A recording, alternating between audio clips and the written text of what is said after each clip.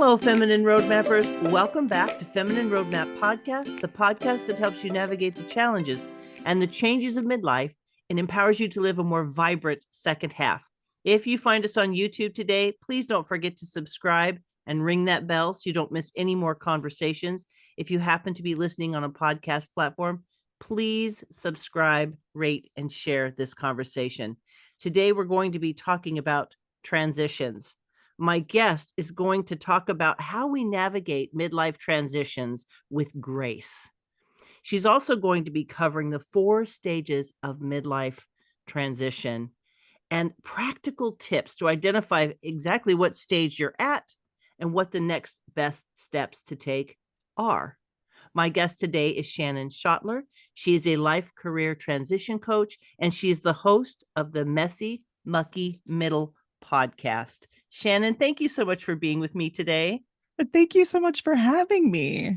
It's my pleasure. I would love to hear why this is your mission and message and why you also started a podcast. Yeah. So transitions are my mission and message for 2 reasons. The first is because I don't know about you, but up until about age 30, I lived into the illusion that life was meant to be up and to the right. That was the only direction that it was ever okay to be headed in until I went through my first major life transition at 30 and I realized, oh my gosh, there's actually far more seasons to life than just up and to the right. And I want to be really highly skilled at navigating those other seasons where life maybe isn't going the way that we expect it to be going. And that's really what's made me passionate about sharing this work and this message with other people so that we can find more self-compassion for times in our lives where it's not headed in that direction.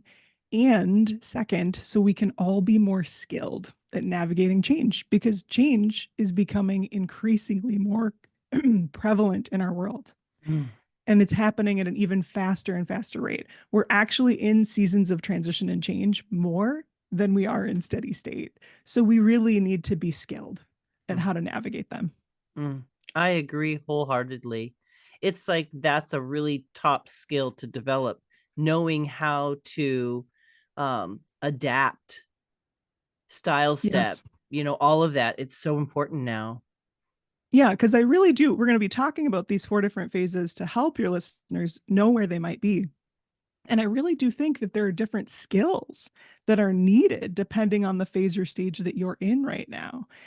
And the up and to the right phase, that's just 25% of where we might be at any given time. So if you're only skilled at that phase, oof, that's going to leave us feeling a lot of hurt, a lot of pain when we wouldn't have to.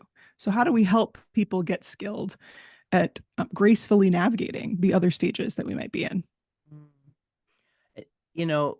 It's one of those things where not only do we know how to navigate it, we need to accept the fact that it needs to be navigated.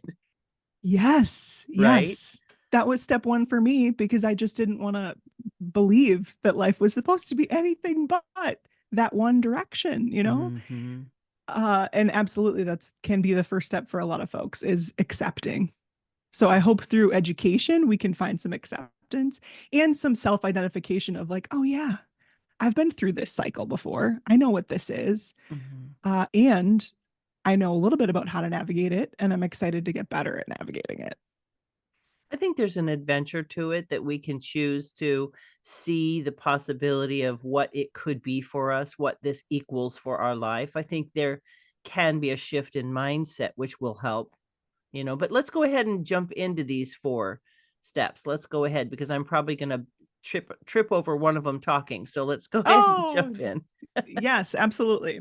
Okay, so let's talk about the one that we've already been touching on a little bit, which is what we call the go for it phase. It's that up and to the right time. I think of this phase as the in sync season of life. So what people might be thinking about in this season is their external purpose and vision and plans. They might be really devoted to building a future that they've already determined they're wanting to move towards. They might be evaluating new opportunities, assessing obstacles, just like waking up every morning alive and on fire for their purpose and their mission. Gina, I'm guessing there's seasons of your life that you can think back to, or maybe you're in it right now where you're like, oh, yeah, I remember that time in my life. Such clarity, such like you just knew where you were headed. Yes, yes. So the feelings that maybe you can tell me, oh, yeah, this is what I was feeling in that phase. The feelings that people often experience in this phase are energy and optimism. It's that sense of confidence and going after a challenge that's meaningful to them. People are very goal driven in this phase. They might even feel like on fire and vibrant and highly motivated. Mm-hmm. Mm-hmm. This was where I was when I was in my corporate career chapter, when I was, navigating that season of life before children. I was very much alive and on fire when I was training for Ironman triathlons. There are there are times of life where we get to be in that phase, and it's not all of them. Do any examples come to mind for you where you identify of like, oh yeah, that was my in sync phase?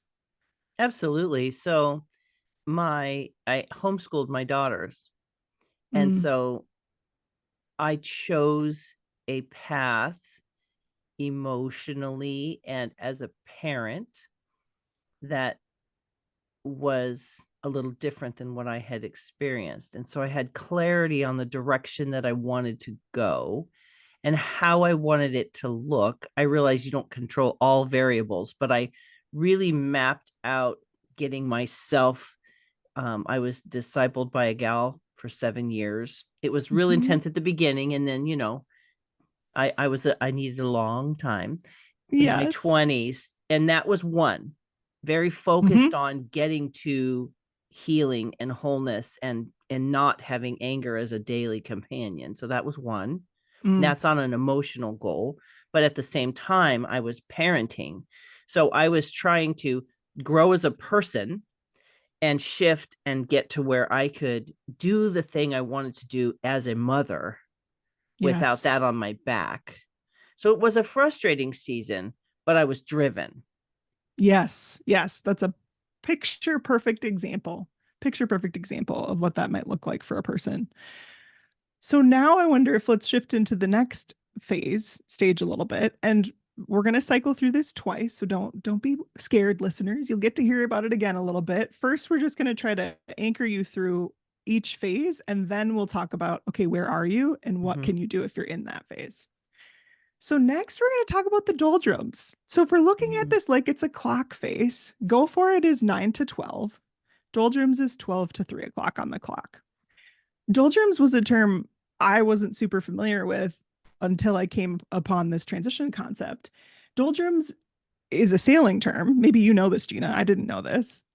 And it means like you're trying to keep sailing, but there's There's no no wind. wind. Mm-hmm. Yes, exactly. And so if you can just imagine that sensation of like, oh, I want to keep going in this boat, but there is no wind anywhere to be found. Mm. I call this the dis phase or the un phase because people are often disenchanted, unmotivated.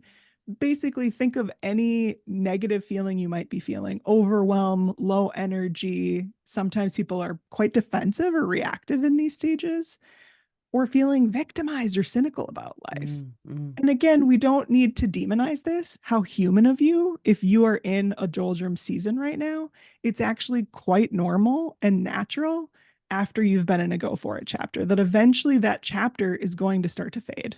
Mm-hmm. Eventually, the lights are going to start flickering at the top.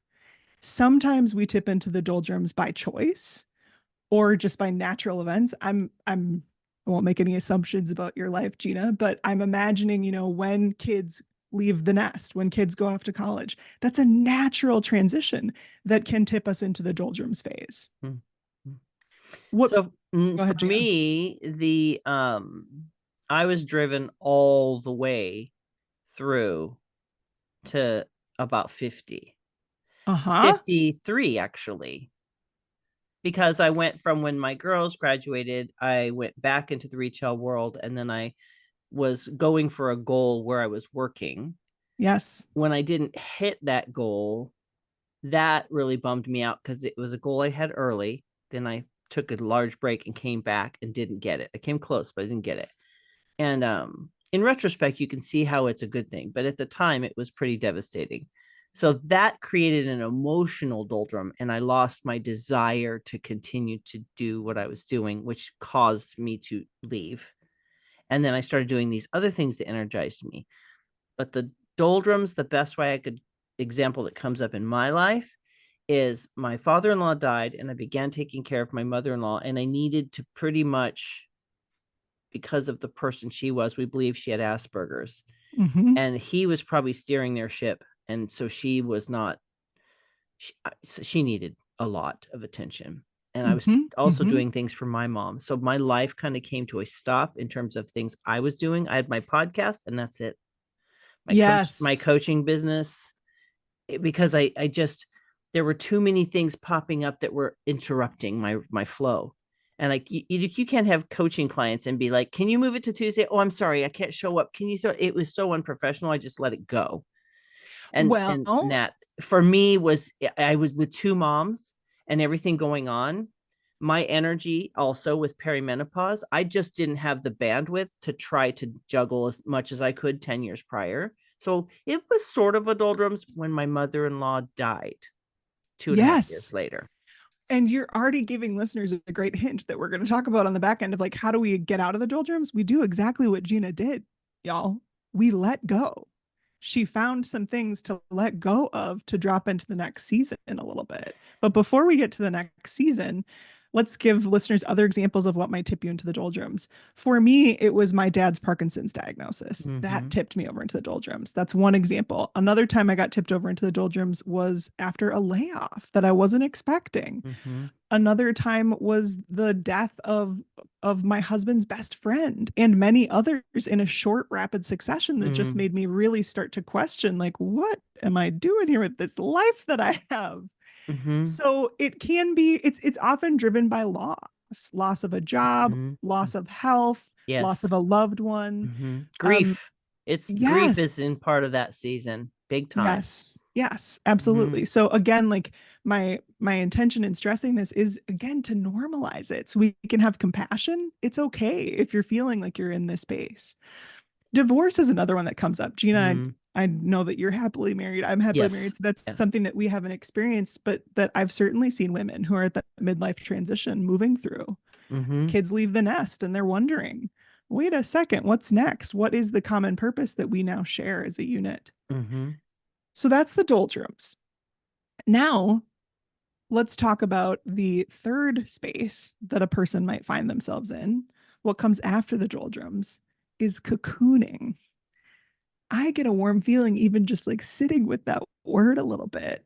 The cocoon season is a time for us to restore and reflect in that order.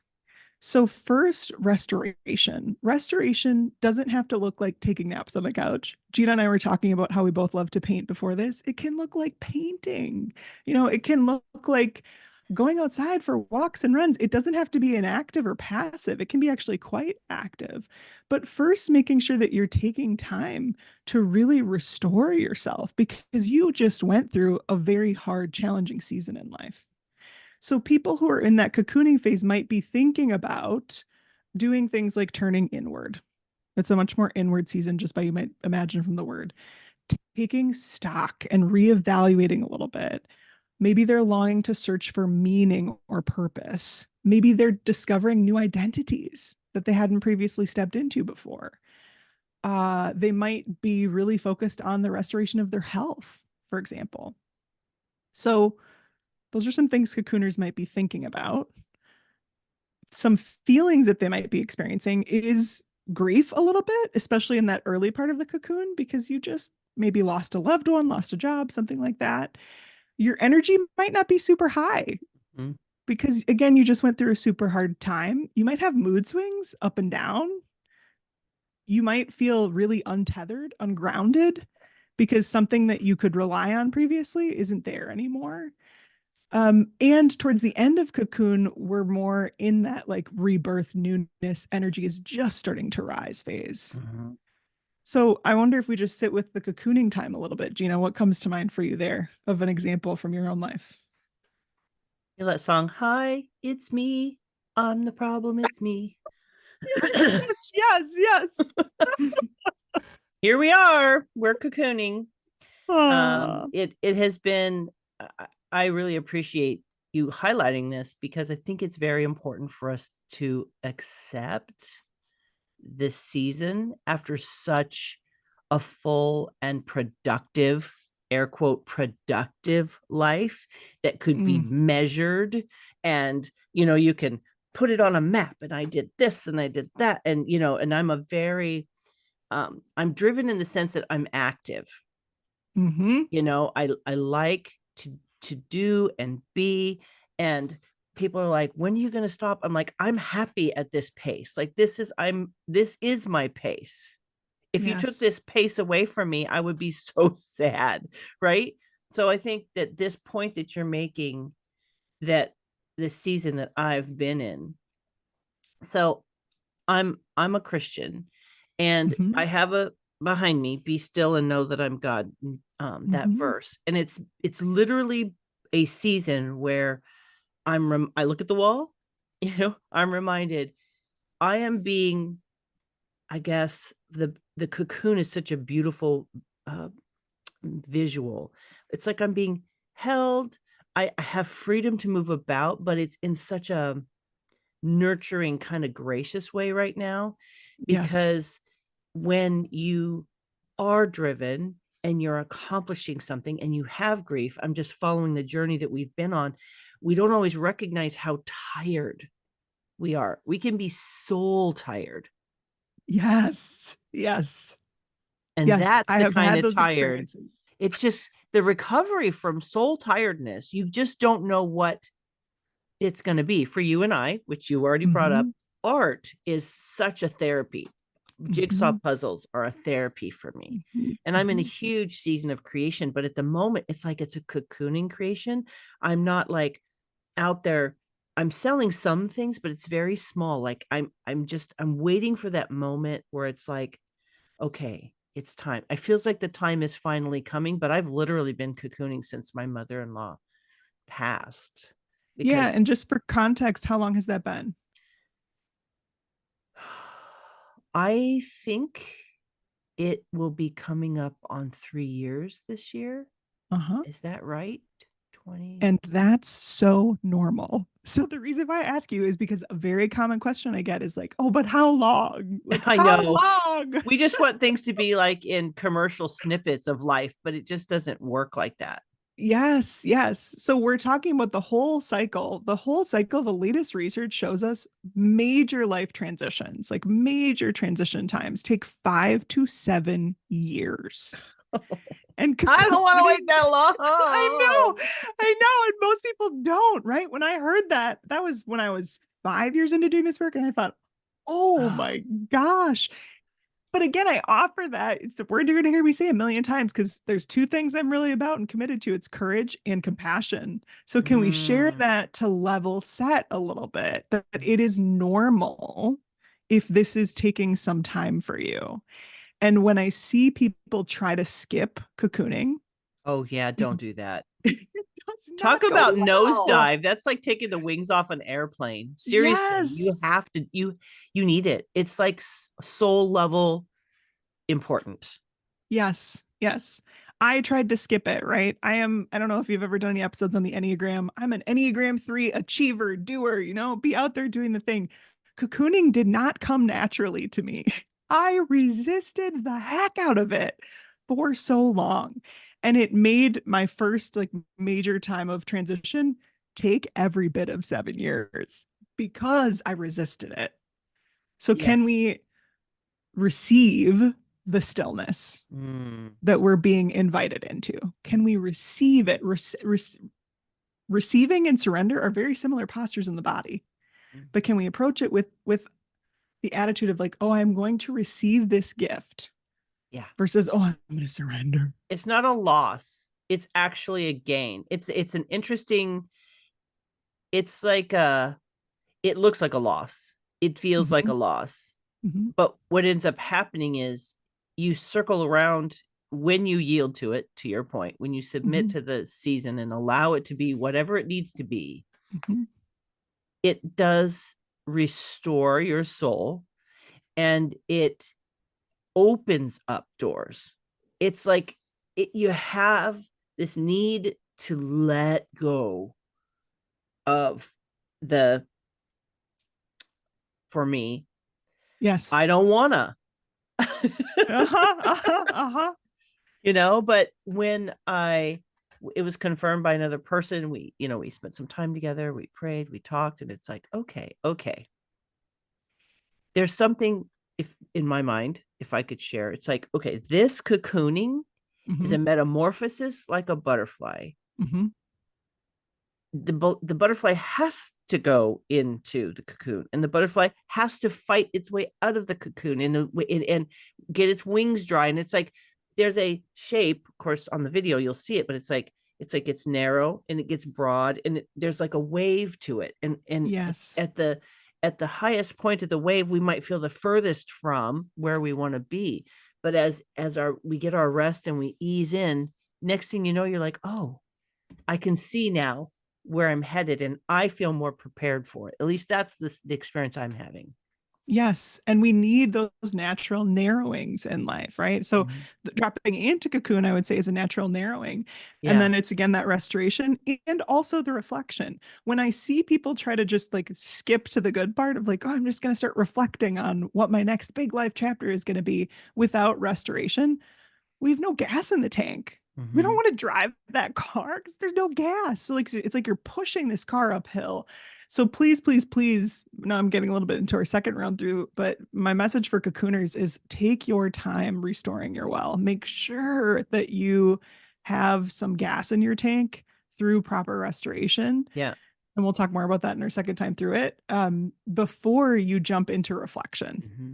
Mm-hmm. Okay, so that's cocooning. If you can't tell, I have a strong love for cocooning now. Now that I've become skilled at how to do it. Again, when I was running through my first time through this cycle, oh, I was so not skilled. I did not know how to slow down. I did not know how to rest or reflect. Mm-hmm. Okay, so let's move into the final phase of the four phases. The final phase is getting ready.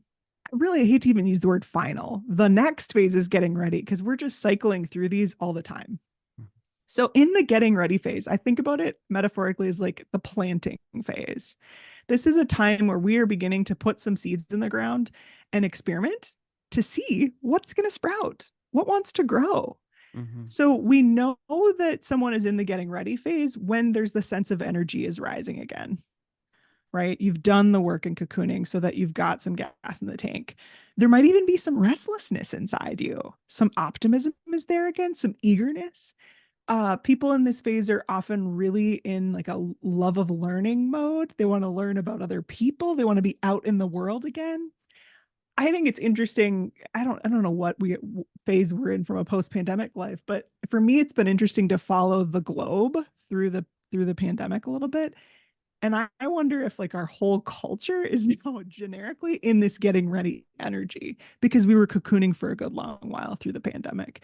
If that's just helpful context for people to maybe think about it through global events as well. Mm-hmm. So, what are people thinking about in the getting ready phase? They're thinking about how to begin to try on these new identities that they've dreamed up in cocooning, the painter identity that they want to step into, the grandma identity, whatever it is that's emerging inside them, seeing which ones they want to play with and experiment with a little bit. I'm going to pause there.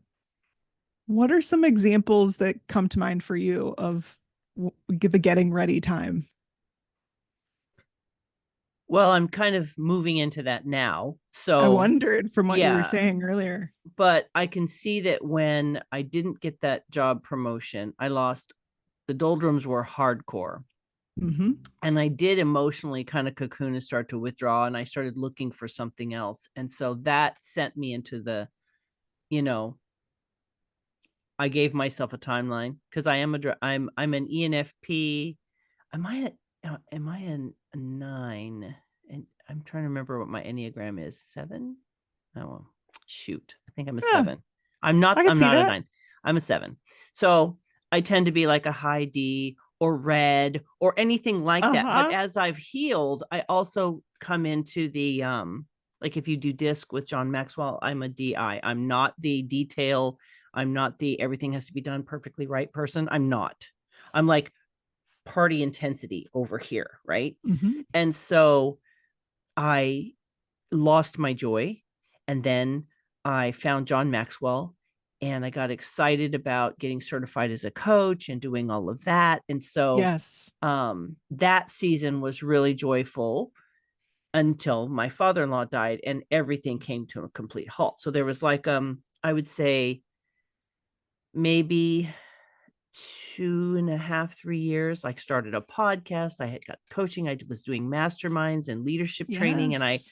I loved that season.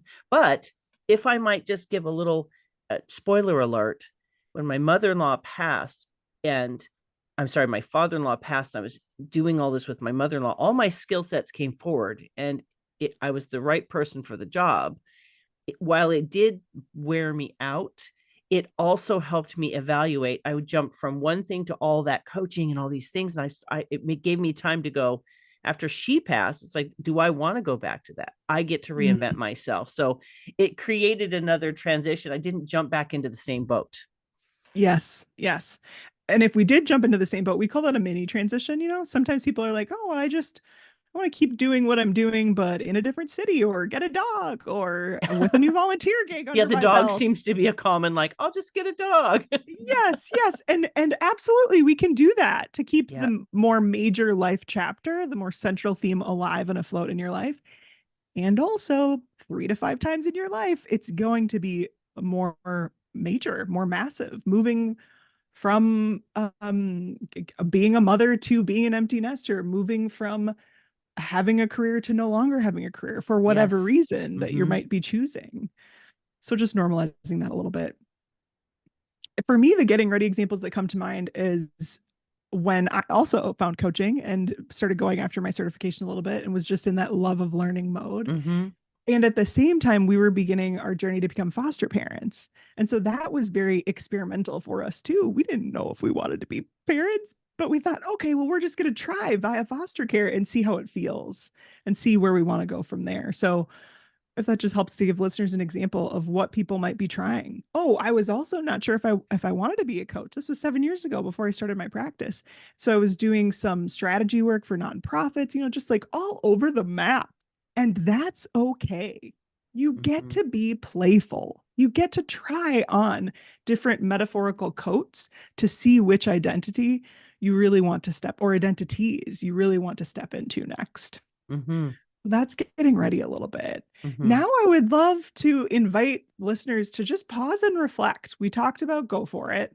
That's the in sync phase, like, oh, I'm alive, I'm on fire, I know where I'm going, and I just want to get there. We talked about doldrums, the dis phase. I'm disenchanted, I'm disengaged, I'm moving through maybe major grief or loss. We talked about cocooning. It's a time for me to go inward. I need to restore and reflect. We talked about getting ready. It's time for me to plant some seeds and experiment a little bit. Mm-hmm. The work first of transition is to just meet yourself where you are. Accept the reality. Don't fight. Accept the reality. Yes. So, Yeah. can we accept the reality? Can you reflect in this moment and name where you are? Mm. And sometimes people are like, well, but I'm a little bit here, but I'm a little bit there. Okay. Think about it again like it's a clock face. What time would you be at? 9 to 12 is go for it. 12 to 3 is doldrums. 3 to 6 is cocooning. 6 to 9 is getting ready. So, Gina, even in this moment, if I could put you in the spot, what time would you say you're at? I'm getting ready. Yeah, that was my hunch too, just from hearing Mm-hmm. you share different Yeah. experiences. I'm the shift has been slowly coming, which is nice. I mean, the cocooning is not bad. I'm not gonna lie. I didn't mind it because of the way I got to this part of my life. But Mm-hmm. the cocooning that I might have done when I didn't get that job was a more painful cocooning season. Mm-hmm. Do you know what Mm-hmm. I mean? I Like do. that cycle was there, but it was, I felt I had worked so many years to get to that point, and to miss it just gutted me. And I had never quite put so many eggs in a basket before, So that's, Yes. so this is a more restorative cocooning. That was a more protective cocooning, if I could put it that way. Yes. And I deeply resonate with that. It makes me reflect on the two major transitions I've navigated. And the first one, I had a similar experience with cocooning. It was like very much more of a protective mode after a Mhm. major layoff, after a lot of death around me. And the second time, maybe it was just because it was my second time through. Maybe it was because I knew about this cycle, so I could be a little bit more aware and with myself in it. But after my dad passed last year, cocooning went so much more easily for me that time Mhm. because I think but the story I tell myself, Gina, I don't know if it's true or not, is because I knew what the work was supposed to be in this season. You know, I Mhm. thought, oh, I'm supposed to go inward. So similar to what you shared, I dropped a lot of things. My podcast went on hiatus for a year so I could just be with that. And turns out it helped me move through it more rapidly. I never want to sell people of like, oh, if you do the work, then it moves quicker. But you know, Right. we are people that like to be moving, so we'll allow Yes. that. Yes. Okay, so we've identified, hopefully, you've identified where you might be now. So let's talk about what your work might be, depending on the phase that you're in. So we'll start going back to the go for it phase a little bit. If you are in the go for it phase right now, beautiful human listener, I really want to encourage you to create proactive self care practices because we want to keep your energy reserves well stocked to make this go for it chapter last as long as it possibly can because it's a fun chapter, right? Yes. So can you be really intentional about how you are keeping your reserves stocked well to keep yourself going, to keep yourself propelled through this time? This is also times a great time for you to set new boundaries in service of your energy, right? So you can really harness that focus a little bit more.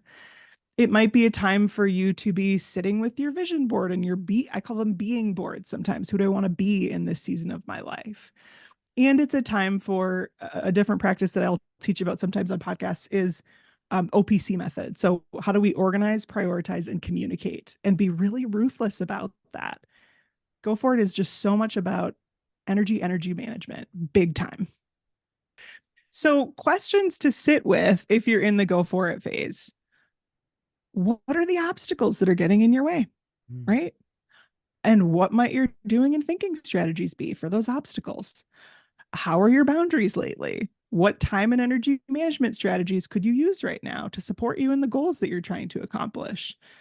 What strategic steps are needed right now to support you in your goals, right? It's a very goal oriented phase season of life. Mhm. So that would be my recommendations for folks who are in the go for it phase. Anything you would add, Gina? I would say from my experience and walking through different seasons with different people is don't try to copy and paste what your other go for it season looked like. Oh, yes. Don't Yes. we may I'm sorry, I shouldn't say don't. It's often a completely different thing. In other words, we've done that. You take the tools and the resources and the knowledge forward, but we're not reinventing the wheel necessarily. We're Yes. literally creating something new. And I think that is a aha for some people. We're not trying to go backwards. We're trying to go forward. So there's some uncertainty, there's some not knowing, there's some newness, but that's the beauty of the season that we get to go Yes. into. And I love that you're speaking to that because what I'll come across in clients sometimes, clients want to hang out in the cocoon for longer than they need to, like once they get comfy cozy in there, they want to really, it's almost like they want to unconsciously avoid getting back to go for it because they fear that they will become who they were. Yeah. So I love that you're speaking to the word that I use is integration. How do we leverage this as a time to integrate? We don't have to abandon all of the past versions of who you are, Right. but you are also creating a new version. So it's Yes. integrating past self with potentially new self identities that are coming online. Mm-hmm. Okay, so doldrums. Let's talk about strategies for people that are Mm. in the doldrums. So, the coaching question that I really lean on here for people in this phase is what is it time to let go of? Mm-hmm. Mm-hmm. And Gina had a beautiful example earlier of where you made a conscious choice to let some things go. That is when we can loosen the grip That is the ticket to get out of the doldrums and get into cocooning a little bit. So, in the theme of letting go, exploring questions with yourself of what are the options that I see for myself here? What's the price of me continuing to stay exactly where I am? If I never move, if I never change, what's going to happen? What are some possible exit strategies for whatever I'm moving through? Then, less on the question side, I would say it's about forgiving yourself Mm-hmm. and forgiving others Mm-hmm. for Yeah. whatever tipped you into the doldrums season to begin with. Yeah. Can we make a let go of list and really follow through with it? Some of that might be energetically. It might not be tangible, but it might just be like, oh, I'm going to let go of being laid off. I'm going to do my best to let go and grieve the loss of my father-in-law, the loss of my father. Mm-hmm. Mm-hmm. And similar to that, what can be really therapeutic for people in the doldrums is to create kind of like a symbolic goodbye ritual Mm. or ceremony or graduation of sorts to really say like, okay, this season is ending. How can I Mm. let it end with some reverence and some honor instead of trying to just like shove it under the rug and pretend it didn't happen at all? When we don't allow them to move through like that, and we Mm-hmm. don't hold a space for those things, we wound ourselves Mm-hmm. because it's a natural part of the human experience. And that forgiveness piece is huge because we're not perfect and we're not always going to get it right. And Yeah. there's a yieldedness to the truth that was that can allow us to continue to move forward Mm-hmm. because it Mm-hmm. cannot be changed often, whatever it was. And there's Yes. beauty in every season, even if the season's difficult. And I think that's another little piece that I like to bring forward is where is the beauty in what you're in right now and finding something to be grateful for. I guess put Mm, a little wind in your own sails if you can, mm, mm. just by shifting how we're choosing to think and feel. We can be honest with our emotions, but we can also say, hello, come on, turn your eyes over here. It's not all Yeah. horrible. Yes, yes. And that reminds me of another strategy I'll offer to clients, which is to practice. What do I want to call it? Do I want to say compartmentalization? I get that that word gets a bad rap, but it's really allowing yourself to go in and feel the feeling. I'm thinking of clients who have lost loved ones, and that puts them in the doldrums. Give yourself a container where you can practice a grief ritual, where you can listen to the Mhm. saddest songs that you can find and feel the feelings. Go back to junior And high, baby. also, Just go back to junior yes, yes, yes. And high. also practice containment.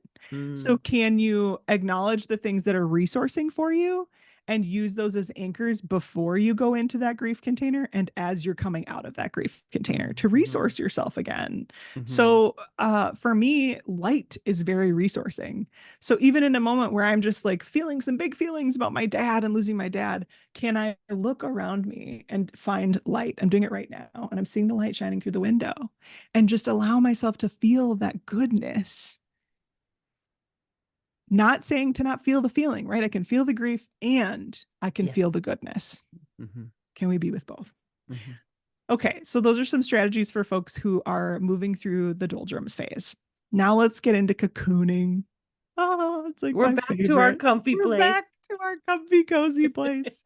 So, for my cocooners, first and foremost, make some suggestions. Make a restorative activities list. Like what is actually deeply restorative for you? Mm, I have some folks that I ask them that question in coaching and they're like, I don't know if I even know. mhm, So then can we make a list of things that you might try to learn more about yourself and what actually helps you cultivate that feeling of being resourced and whole again? So is it a hike out in nature? Is it listening to music? Is it painting? Is it, for me, one of my times through the cocooning led me back to the farm. I grew up on a big farm let me back to playing with the ponies again. It's like whatever gives you that sense of like buoyness and life and wholeness again. I wonder, Gina, if you want to share some examples from your own lived experience of what is really restorative for you or has been throughout the years.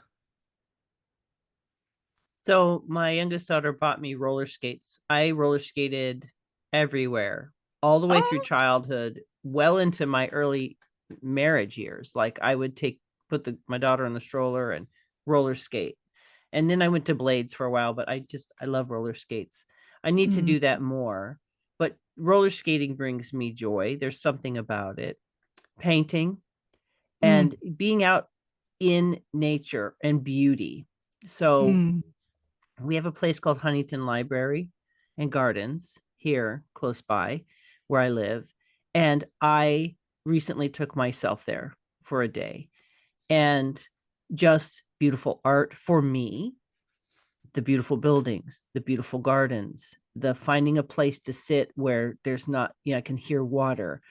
Um, I think most of us nature is restorative, but I think as a creative, I have a really deep longing for that kind of stimulus, and because nourishment. it is total nourishment for, like, back to that soul. If you're soul weary, we need to learn what those soul healing and supportive things are. For me, of course, it's worship music and prayer, and Hmm. taking those walks not on concrete, or at least where I can see something that's not concrete, and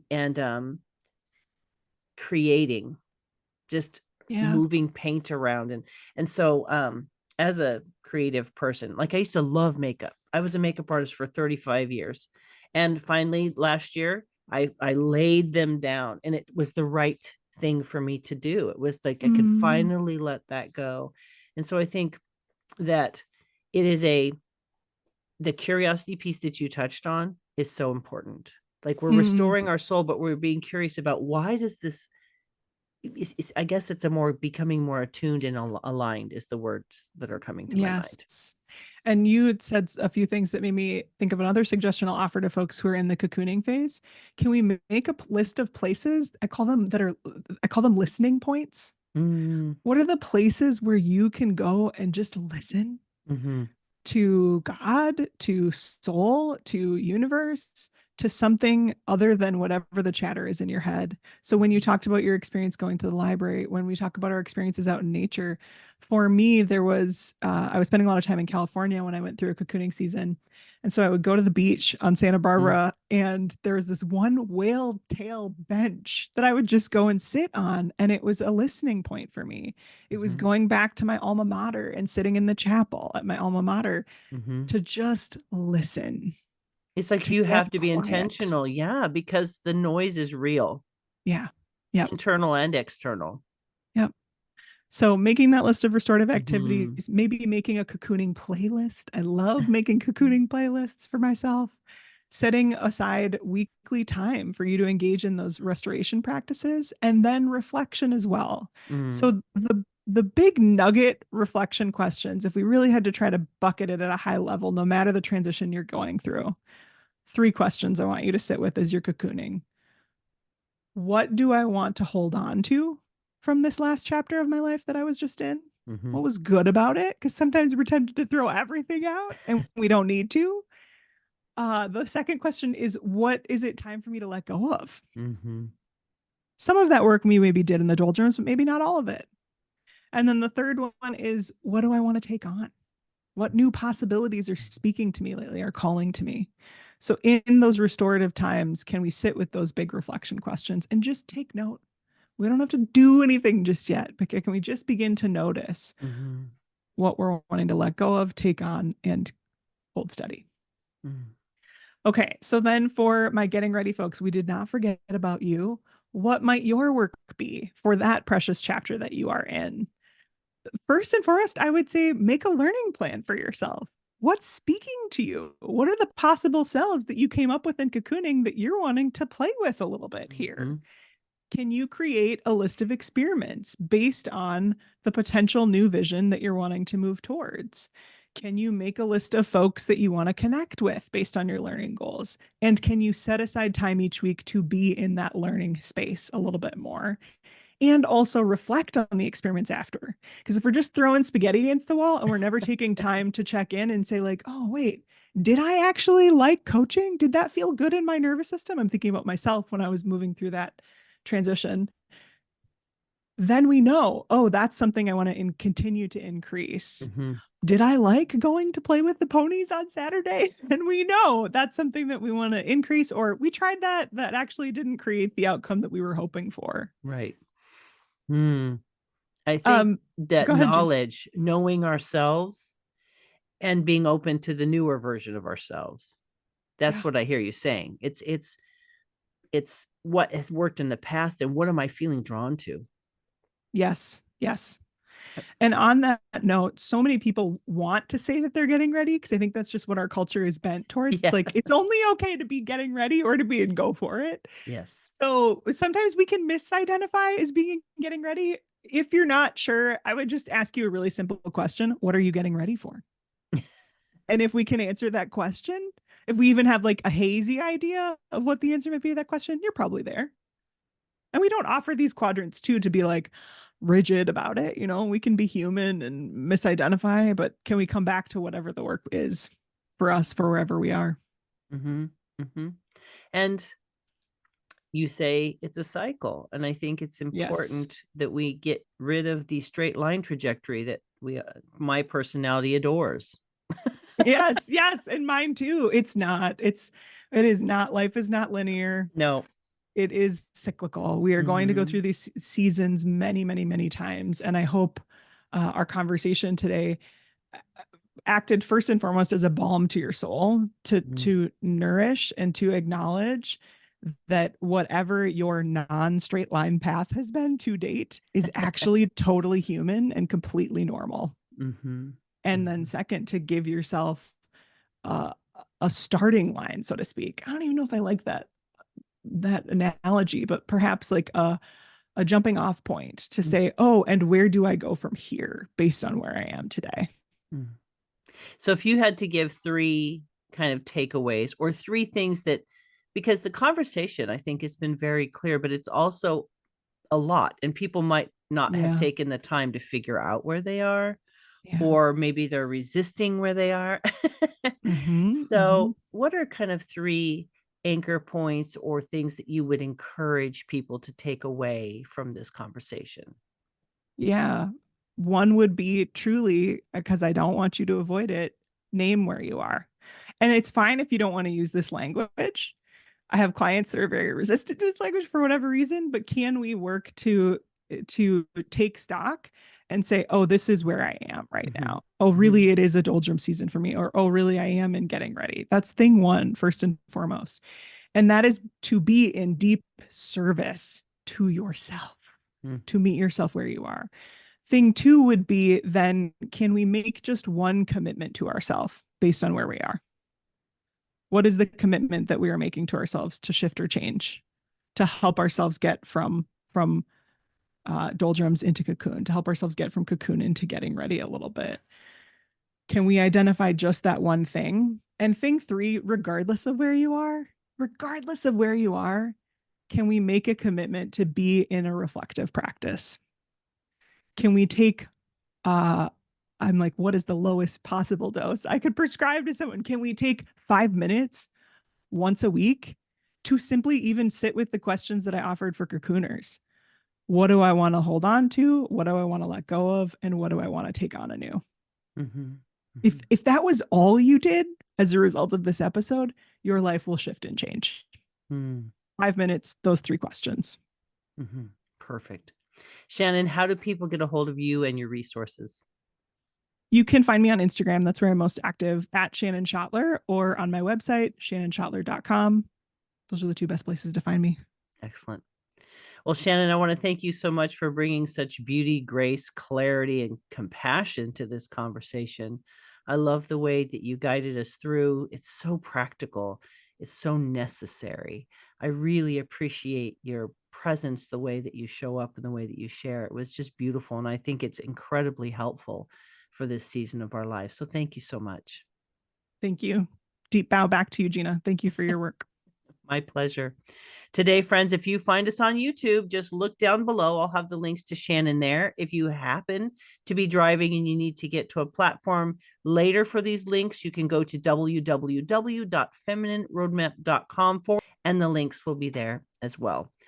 And of course, as always, when we think about a conversation like this that we've listened to, my encouragement is that you find something in the conversation and you apply it to your life, whatever it is. The 5-minute suggestion that Shannon had, how powerful could that be? And how small of a commitment, but with huge dividends. Seasons of life are part and parcel of being human.